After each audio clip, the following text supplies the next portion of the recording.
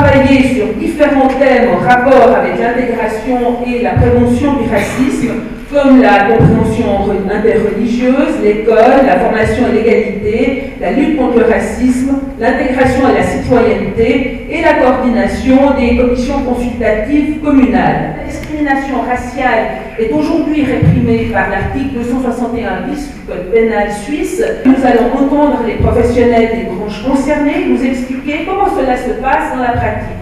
Nous allons entendre avec tout autant d'intérêt les juristes nous expliquer quelles sont les dispositions légales qui peuvent être utilisées pour lutter contre la discrimination, et nous écouterons les politiciens nous expliquer ce qui pourrait être fait pour améliorer cette lutte. Vous avez dit discrimination. Le principe constitutionnel est assez clair. Tous les êtres humains sont égaux devant la loi.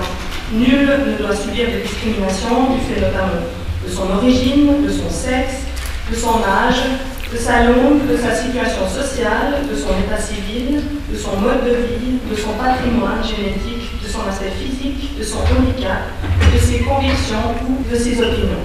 Alors les pistes qu'on peut évoquer, c'est premièrement d'améliorer la reconnaissance du diplôme réalisé à l'étranger, favoriser les projets de mentorat entre personnes bien insérées professionnellement et personnes immigrées en recherche d'emploi. Par exemple, il est plus facile pour un boulanger d'expliquer comment fonctionne ce domaine d'activité à un autre boulanger, même s'il vient d'ailleurs.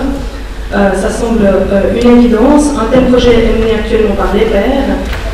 On peut citer aussi comme piste la formation continue dans les entreprises. Donc, au Congo, on a la chance d'avoir en ville de Renan un projet qui s'appelle Label Intégration. Ce projet vise à promouvoir la formation élémentaire en français pour les personnes faiblement qualifiées sur les heures de travail.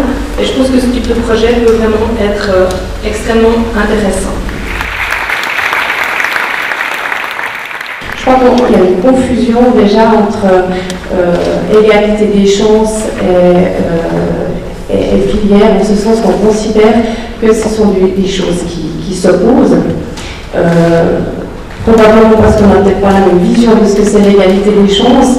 Je considère que l'égalité des chances dans ce domaine-là, ça signifie que tous les élèves doivent avoir une formation solide à l'école obligatoire qui leur permet de suivre ensuite une formation, quelle qu'elle soit, et non pas qu'il faut viser à tout prix à éviter aux jeunes l'accès à l'apprentissage.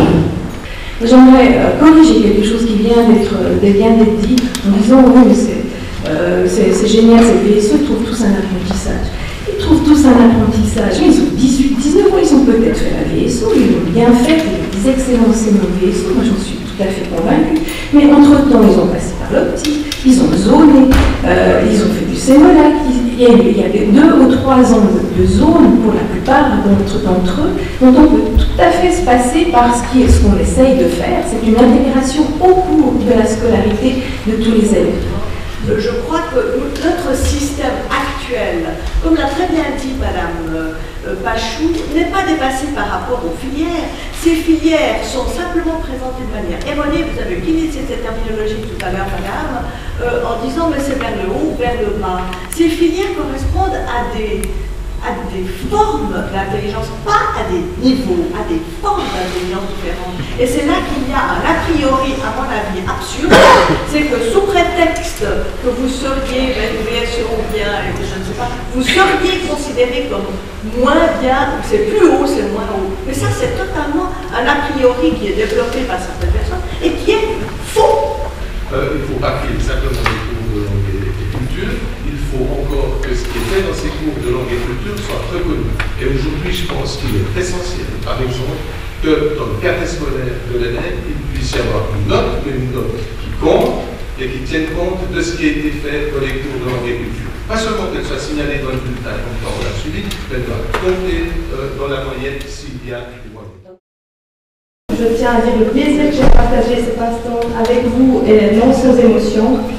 Et puis, pour finir, dans un si beau pays qu'est la Suisse, en général et Canton de Vaud en particulier, je ne pouvais être que motivée de contribuer au bien-être de tous les habitants suisses et étrangers. Et c'est vraiment dans cette optique que doit se voir l'intégration des étrangers et la prévention du racisme. Merci beaucoup.